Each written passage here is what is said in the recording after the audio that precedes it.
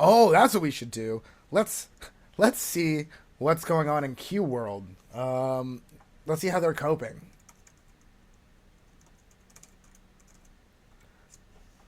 because I feel like the copium mines must be just about tapped out at this point. Ran across this Q post and gave me some more hopium. Is there a plan in place for after Trump? Yes. See, that's just, of course, of course. There's always whoever was doing the Q thing. Whatever 12-year-old, or if it was the 8chan guy in the Philippines, whoever's behind it, uh, of course, was going to set it up in a way where they'd be able to stay in the cult easily afterwards. The thing is, Q works like any other cult. I was watching the other week the Heaven's Gate documentary they just put on HBO, and there are people who are alive to this day who believe that when they did the mass suicide, when they thought that there was a spaceship hidden behind the comet, that the people who actually went through with the suicide were actually, their souls were actually beamed up onto the spaceship, and they went away into space with tea and dough. And to this day, they believe that that is the truth. Most of them don't do that. Most of the people, once they were confronted with the bodies of their compatriots, they either figured out that it was bullshit, or they, they either figured out it was bullshit, or they, they stuck around for a little bit and slowly had to come to terms with it. But there are still people who, to this day, 24, almost 25 years later, something like that, was it 96, 97? Whatever it is, over 20 years later, they still fully in their hearts believe that, their former cult mates went into outer space and are not dead. So, yeah, these people, I mean, we already know that they watched all of these dates, all of these predictions come and pass over and over again, and they came up with excuses for it. They're gonna continue to come up with excuses for it, because the thing is, at the core of it is, like all conspiracies, there's some little bit of something that is adjacent to the truth or something plausible. Like, what QAnon has in common with the truth is that there are rings of powerful pedophiles. It's not like every single person who has power, but there are people, obviously the Epstein thing showed us, this very clearly. There are people who, who have a lot of power, who, are monsters, and who run in similar circles, and who are aware of the monstrosity of the people around them. That is factually accurate. But is it every single person who has any issue with Donald Trump? No. Is it everybody in the Democratic Party? No. Is it are they eating babies? No. Are they harvesting a fictional drug invented by Hunter S. Thompson from the glands of children? No. No, it's it doesn't exist. Adrenochrome is not real. Um, but viewing it from this way where there's clues being left for them by some master planner, some genius who, can't tell them anything or they'd be breaking their clearance, but can leave them very easy to figure out clues. It's the Da Vinci Code for people in the Midwest with opiate addictions, and it's no shade to people who have issues with addiction, by the way, but it's basically putting it in this easy to consume Da Vinci Code-esque format gives them a sense of order in the world and a sense that something is being done. They are helping. There is a plan in place, and it's not just a chaotic group, a chaotic, not even group, a chaotic mass of loosely overlapping monsters who are not, and they have power and they have money, and there's really one of them at a time will get busted. Maybe if a ring is broken, if there's a Heidi Fleiss type situation, but for children, like if the Epstein evidence had been properly handled and used, then there might be like a larger bust. But it's not going to be something where there's no clones, there's no JFK Jr. coming back from the dead. It's ridiculous, But they have to see it this way because it gives a sense of hope when it's laid out in this like narrative order. And a lot of people's brains seek order and can't cope with the fact that the world is a generally chaotic place.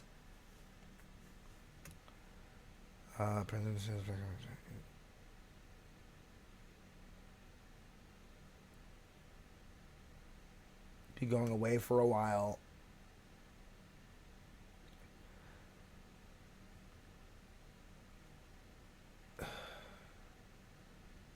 Yeah, I mean, it's just sad, man. Yeah, they're scared. They're scared. Nobody's scared. I mean, the thing that people were most scared of about the QAnon thing, really, is that, somebody would get killed on or around the inauguration. Thankfully, the little tantrum they threw a couple weeks ago was not more deadly than it was. I mean, it set a bad precedent. Don't get me wrong. I don't think it's great that, they saw that cops were willing to let them into the Capitol. I mean, I don't care about them breaking shit in the Capitol. It's, they grabbed a podium. Who fucking cares? The problem is that they were let in at all. And they were allowed to be there for so long.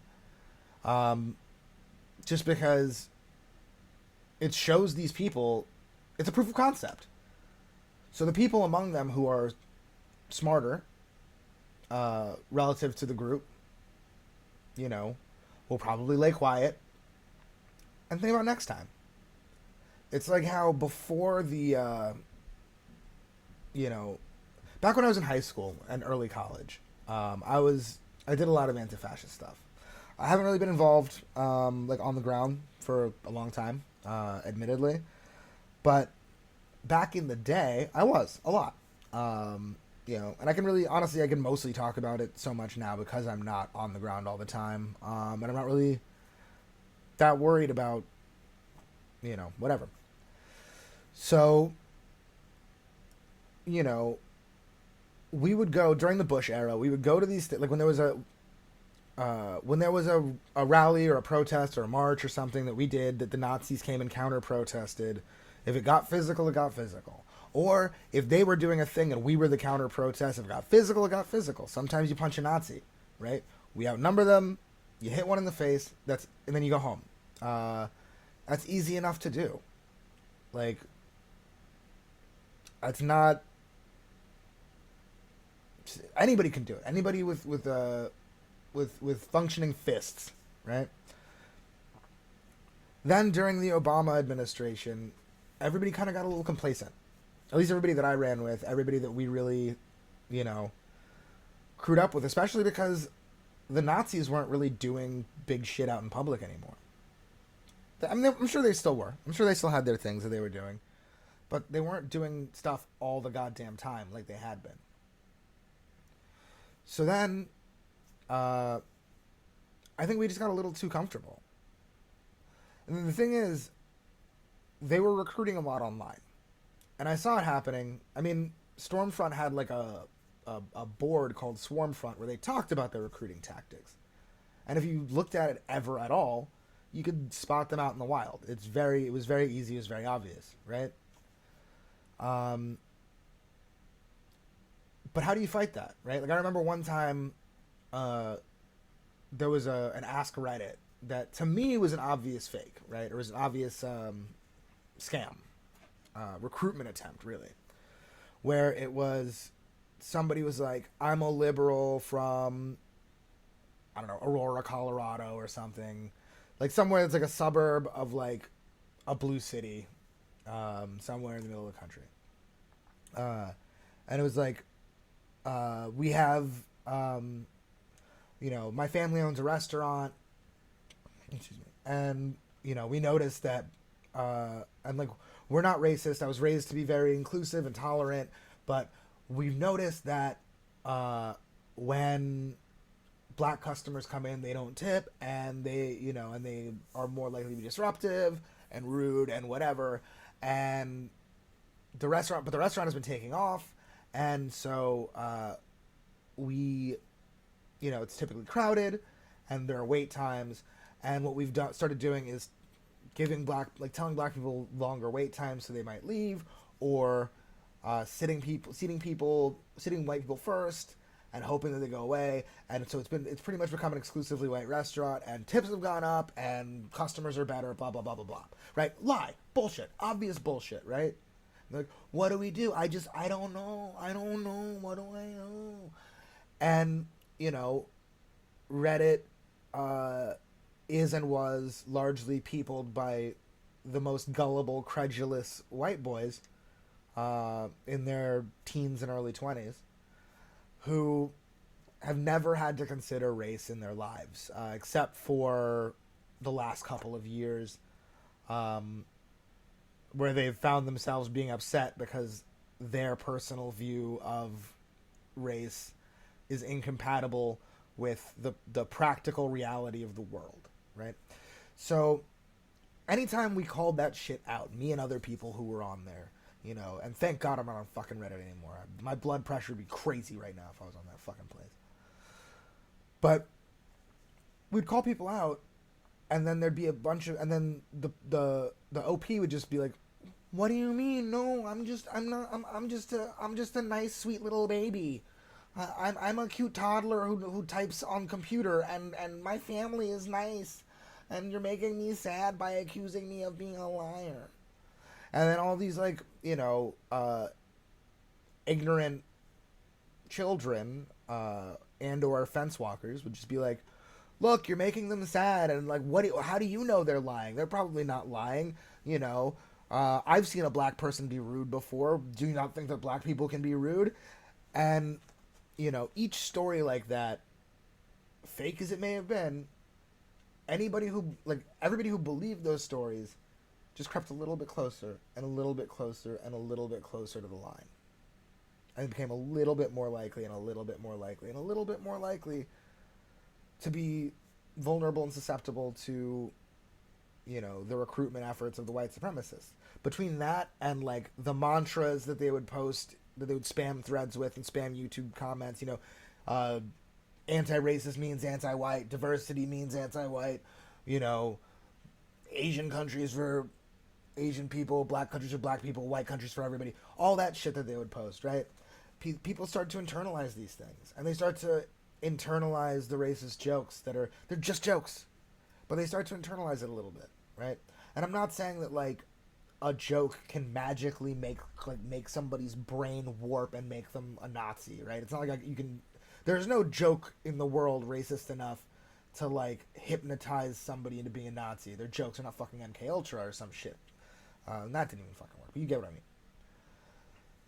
What I'm saying is that like a combination of various efforts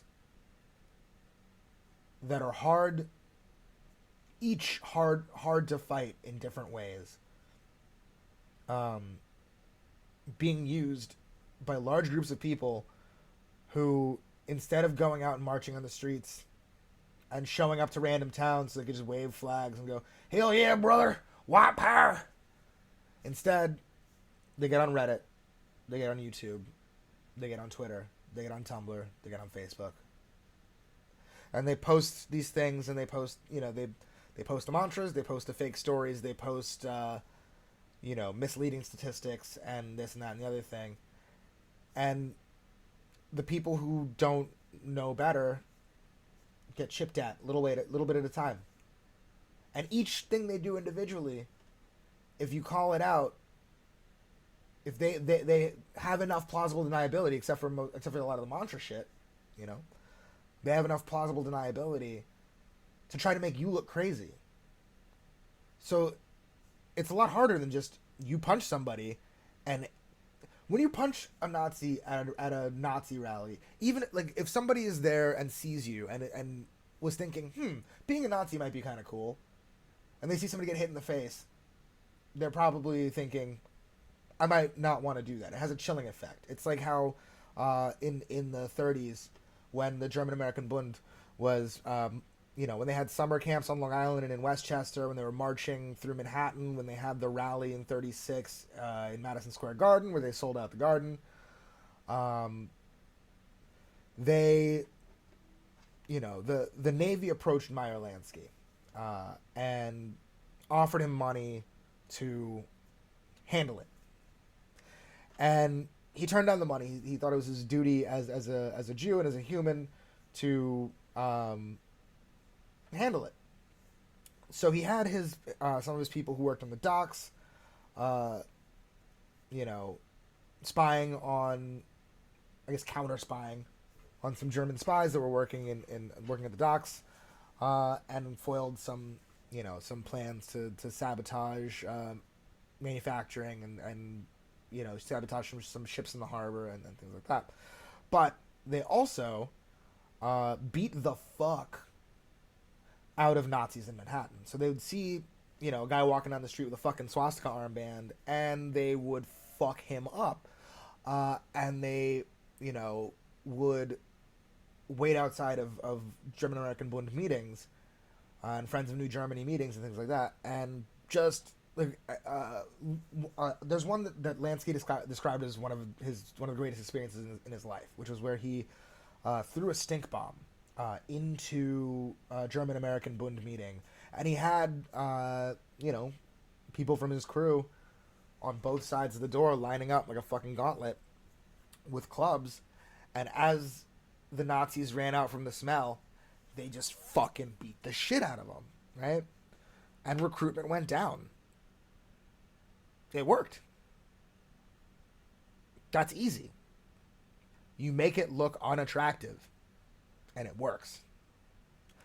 The thing is, during the Obama years, they were not, as much anyway, going out in the streets in Klan robes or with swastikas, waving flags and whatnot. They were online, recruiting online. And when they're online, you have to fight them online. It's harder, it's more frustrating, it's less satisfying, it's less obvious, you're more likely to be looked at as crazy, and, it just became a difficult process. I wish I had tried harder during those years, but at a certain point, I had to focus on other shit or I was going to lose my fucking mind. Because there's only so much you can really do. There's only so many hours in the day, and most people are most people in the places they were recruiting were not going to fucking listen. So they did a really good job, recruiting over those 8 years, and fucking the second Trump came down that escalator, I knew he was going to fucking win.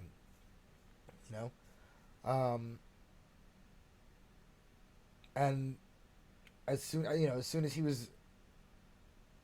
the MAGA thing started happening, you started seeing those people who had been hiding. Like, obviously, not everybody at the MAGA rallies was, out and out fucking Klansmen and neo-Nazis, don't get me wrong. But, you started seeing those people come out again.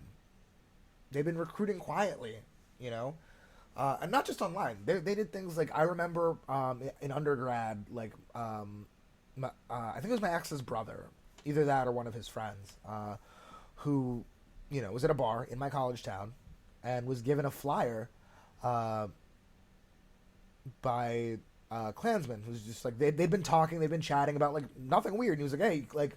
We're having like a fishing trip this weekend. You should come along. He's like, oh yeah, man, cool. Then he gave him the flyer, and the flyer mentioned that it was the Klan. Now he didn't go, but that kind of thing was more how they were trying to recruit during those years, Uh, and then they came back out in big numbers. You know. Yeah, I see the message in the chat. Yeah, but basically, it's like okay. So there's this book by Huxley. Um, Most people, when they're trying to compare what's been going on the last few years to, uh, you know, oh, okay, yeah, technology's weird like that. Uh, but yeah, so there's this. So most people, when they're trying to compare something literary to what's been going on the last few years, they pick like a dystopian thing. This is like 1984. Uh, or like, wow, we're looking at our phones all the time and we do drugs. It's like Brave New World.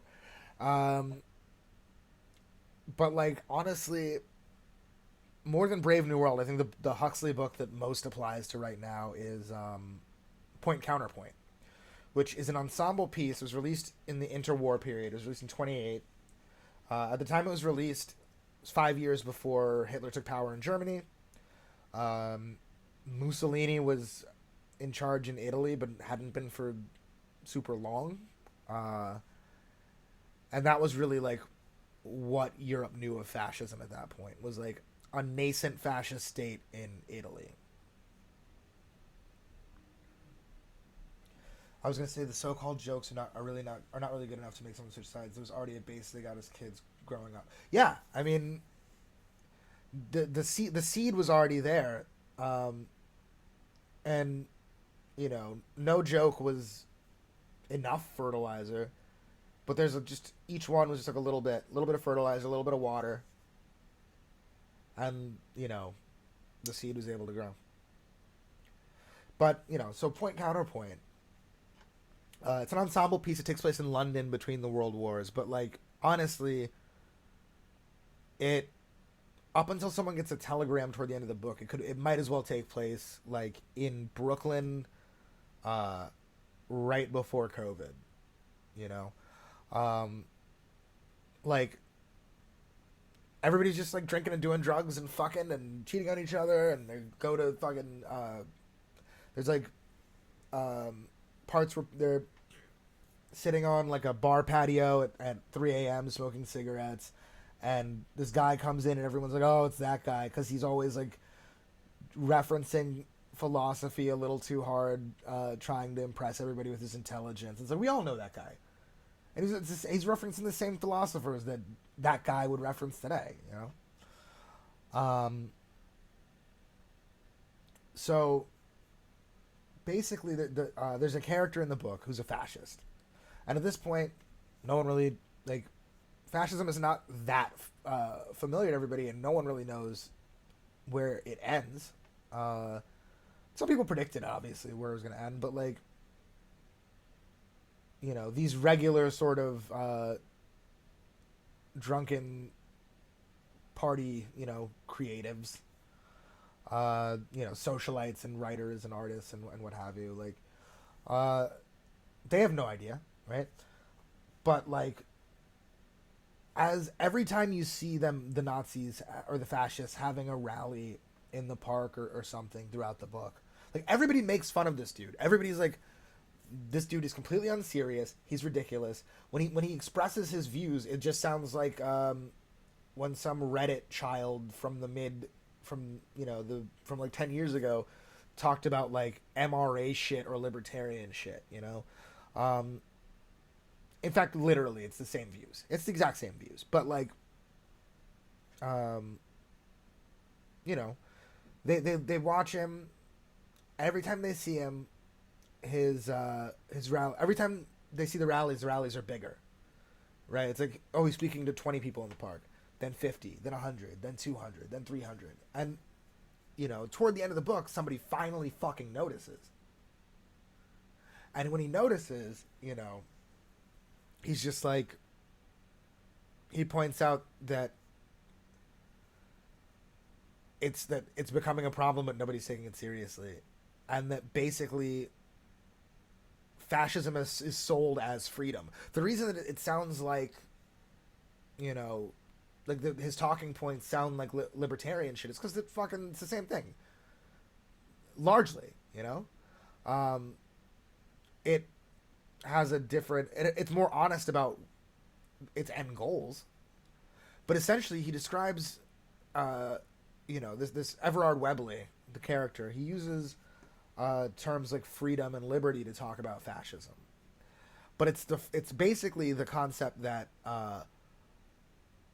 that the inherently better, the strong, the intelligent, the special are being denied the freedom. They're being censored and oppressed by weaklings that have power, that have gained power through illegitimate, sneaky means.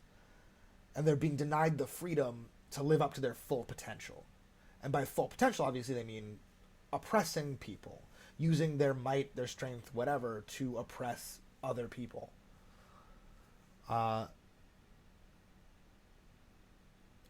They want restrictions on them to be loosened so that they can impose restrictions on other people that they deem to be less worthy of freedom.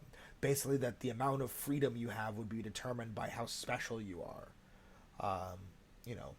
Ubermensch, member of the Volk, what have you. So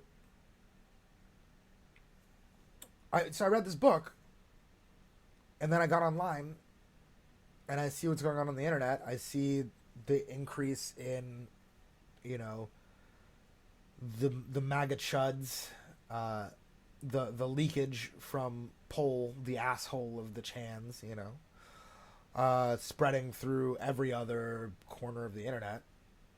And then I saw Trump coming down the fucking escalator and announced he's running, and then, I was like, yeah, he's going to fucking win.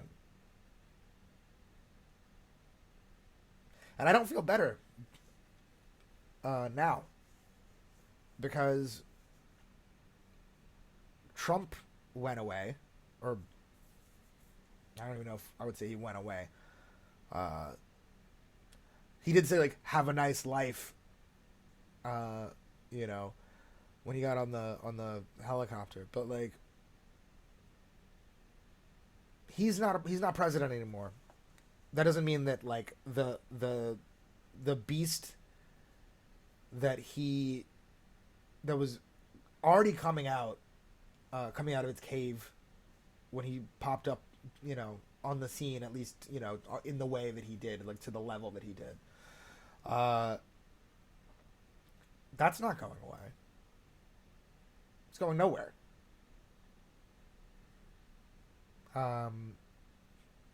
It's going to be around. And oh, excuse me. And now everybody is satisfied to just, we have the Democrats talking about, oh, we need healing and unity. These people still think that, like, anybody who opposes them are Satan-worshipping pedophiles who need to be killed. What do you do with that? They're not doing anything to fix the problem. They're not doing it so, like, for whatever overestimated, overblown portion of these people are working class and are there because of their material conditions. They're not doing anything to help those people. The majority of the people in these fucking movements who are not poor rural people, no matter how many fucking diner articles the New York Times puts out. They're not doing anything to deal with them either, whether it's to uh, disempower them in some way. I'm not saying top down sort of government oppression, but like there's no solution they're coming up with. They're not doing anything. They're not doing anything to change fucking anything. They just expect, oh, now Biden is president, so everything is going to be fine once and for all. But it's fucking not. These people are still around. They're going to continue to be around. Nothing really has changed. Yes, the consequences of the fucking temper tantrum they threw 2 weeks ago has calmed them down for now. But the same fucking thing happened with Charlottesville. And, you know, Charlottesville 1 was what it was. Charlottesville 2 was basically nothing. Then, you know, things were kind of dead for a while, and they started popping back up little by little, and they're going to do it again. But there's really been no effort to change anything. And if we don't, if the Democrats don't at least do something to get people who are on their side or near adjacent to their side, you know, to continue to be engaged and vigilant, then nobody's gonna be left to fight if it comes down to it. Because, you know, the performative liberals, you know, they're already telling people like, oh, why are you upset about Biden not keeping his promises? Or why are you upset about, like, why are people protesting in Portland? That's stupid. Like, I don't care they're being beaten by the National Guard. They should be grateful that Biden's president. It's like, fuck you, dude. If they don't do anything to improve the material conditions of the disillusioned masses, that, if it comes down to it, I'm not talking about Civil War shit, right? I'm not going that far. I'm not being hyperbolic. I'm talking about, like, if people need to stand up and be a presence, physically or online or however, to show the fucking chuds that there are people that oppose them, that they are not an unopposed force. The numbers are going to fucking dwindle if the Hall Monitor caucus of the Democratic Party tut-tuts everybody who dissents and is like, oh, now we can relax, we can go to brunch, we can ignore the Nazis because we have power for right now. Kind of. Then nothing is going to change, and it's going to get worse again, and next time it's not going to be the level of fucking incompetence that Trump is. The real crisis to them was one of legitimacy. Absolutely. Absolutely.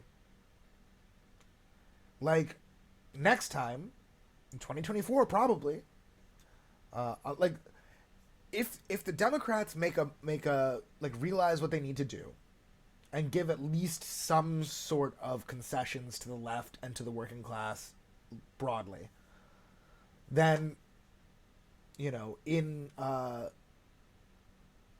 2024, the Republicans will probably, like, if the Democrats provide something and get people excited, then the Republicans will probably try to mitigate that by running a more moderate candidate.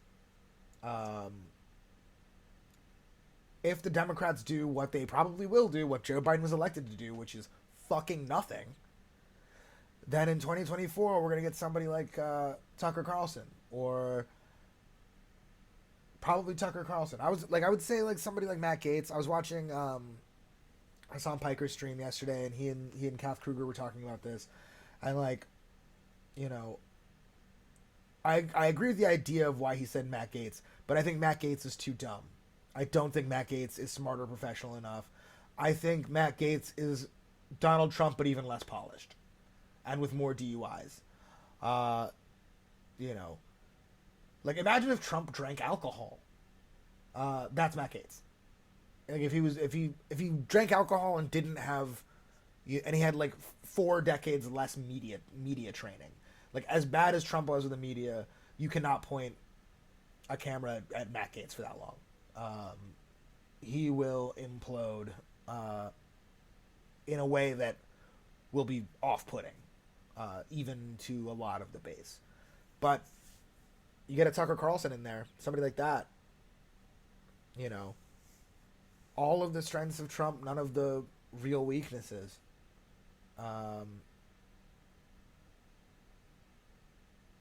And he's polite enough to not be taken seriously in the way that he needs to be.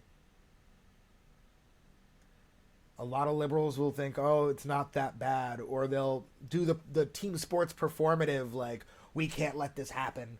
But, like, in the same way they did with, like, Mitt Romney.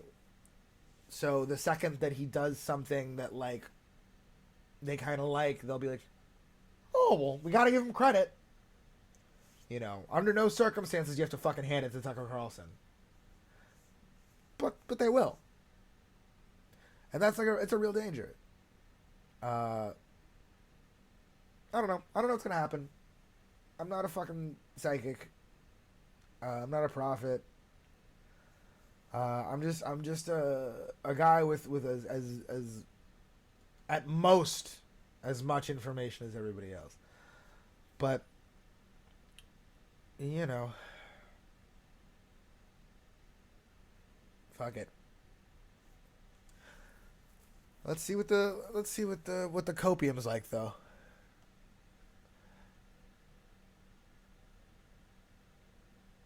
They must have agreed to say QAnon because they say it deliberately everywhere. Because it's been called QAnon.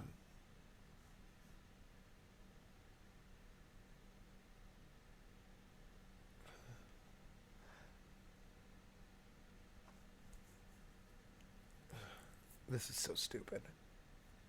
There is Q, 1. There are anons, 2. There is no QAnon, 3. Media labeling as QAnon is a method, deliberate, to combine, attach, Q to comments, theories, suggestions, statements, and actions. Like, this whole, like, fucking... It's slam poetry for chugs. For chuds. Zoom in a little? Okay.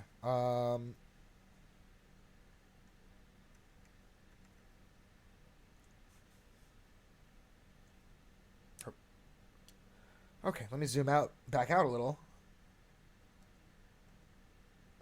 Gotta get used to the amount of lag. Okay. This is like fucking slam poetry. Media labeling QAnon as a method, deliberate, to combine, attach, Q to comments, theories, suggestions, statements, and actions. I can't do slam poetry. I'm not even gonna do that again. We're riffing here. Yeah. No, QAnon is an anonymous user with Q level clearance. Yes. Like, they're just... The whole thing is just nonsense. It's gibberish. 10 days from now.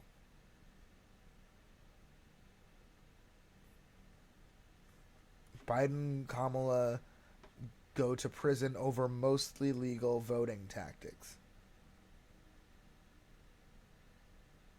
What? Mostly legal.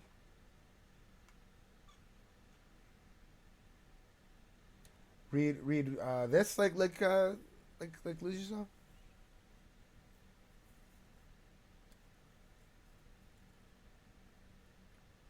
My brain's not doing it. I was told for a week Trump supporters were going to incite violence in all 50 states, and D.C. needed 10 million soldiers. Democrats silent. The hypocrisy is thick. Democrats are not silent over what's going on in Portland and I guess Seattle. I haven't heard anything about Seattle.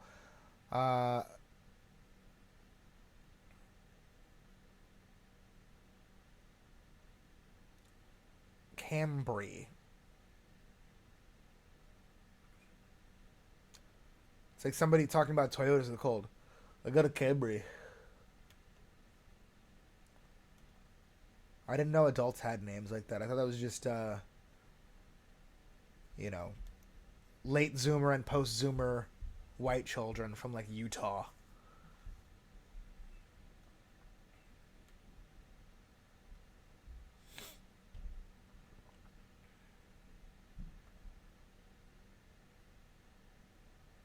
Biden is likely president over something that doesn't exist anymore, but no one knows it yet. They think that America doesn't exist anymore. Secretly. Yeah, like it'd still be sworn in March. God, the copium.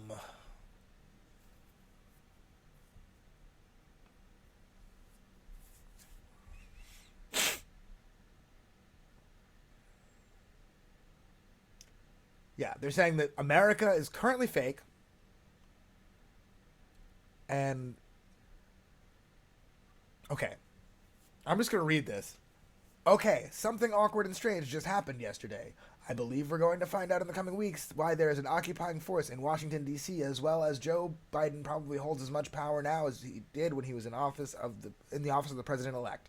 I don't know how to explain it except Trump is a genius and will still be sworn in under the Republic in March. I the the concept of him being a genius is one of the funniest parts of this to me because whatever you think of the man,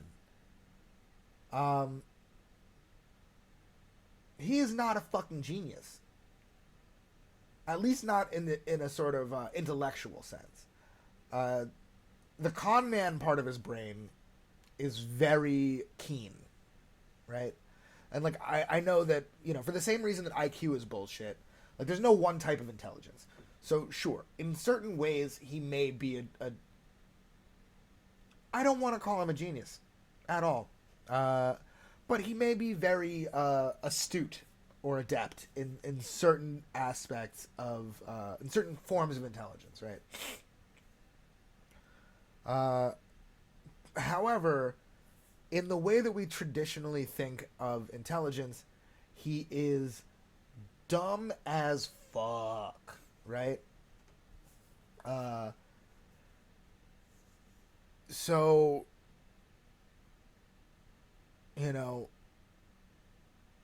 like, the guy who goes like,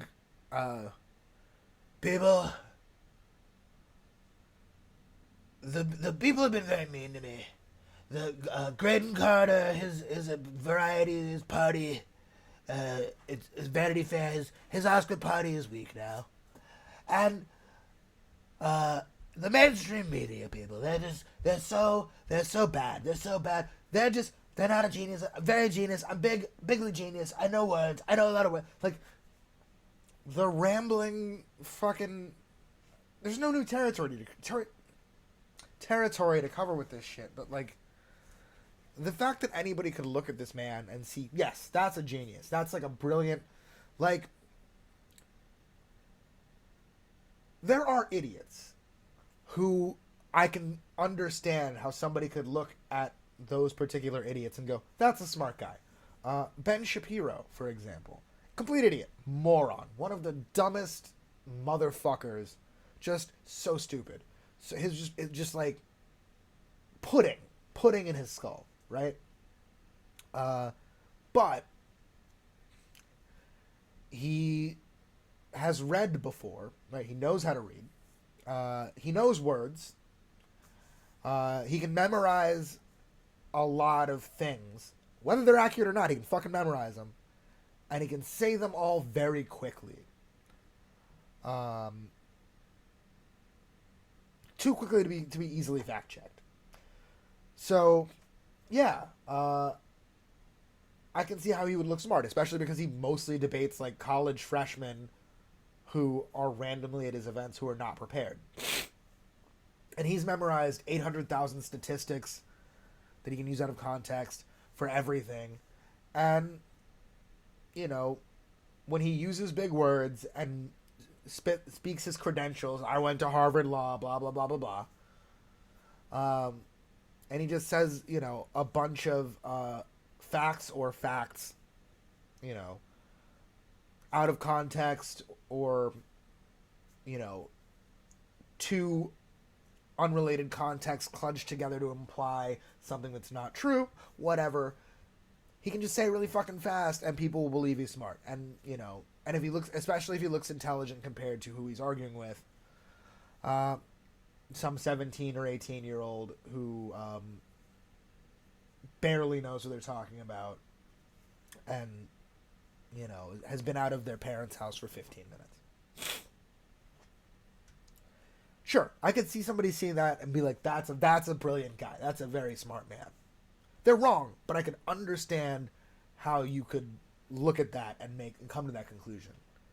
I do not understand how you can look at the big wet boy and hear him ramble and think, yes, brilliant. That guy has a plan. It's an extremely well constructed plan. It may seem convoluted, but that's only because his brain is so large and good. It has so many wrinkles. It has people. My brain has the most wrinkles. You think your brain has a lot of wrinkles, and maybe it does. If you're one of my people, if you voted for me, your brain has a lot of wrinkles. But my brain, it has the most wrinkles. Believe me, believe me. Like, look at that and think that, like, yes, that's the smartest man in the world. And this is a man who can keep a secret. Sure. All right. I'm thinking this was always the plan. I think, sorry, give me a second. All right, give me just a moment. I'm going to blow my nose. A little stuffy.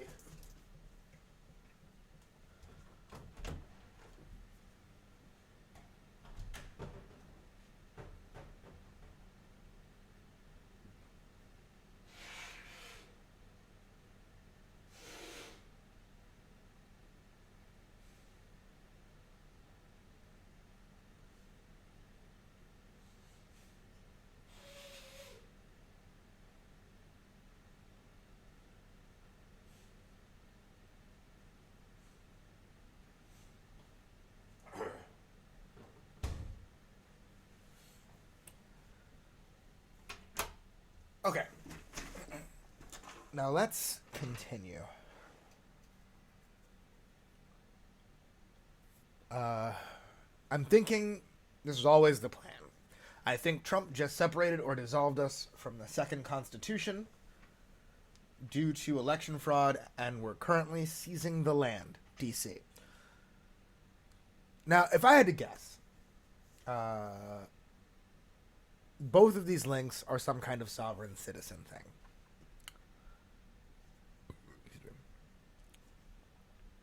Two constitutions in the United States.